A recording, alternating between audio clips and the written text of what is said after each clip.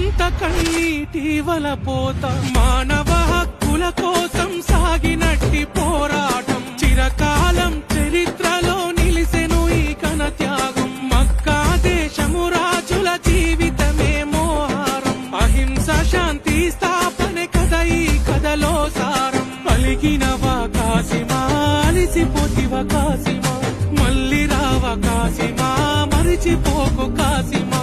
అలిగినవా కాసిమా, అలిసిపోతివా కాసిమా, మళ్ళీ రావా కాసిమా, మరిచిపోకు కాసిమా.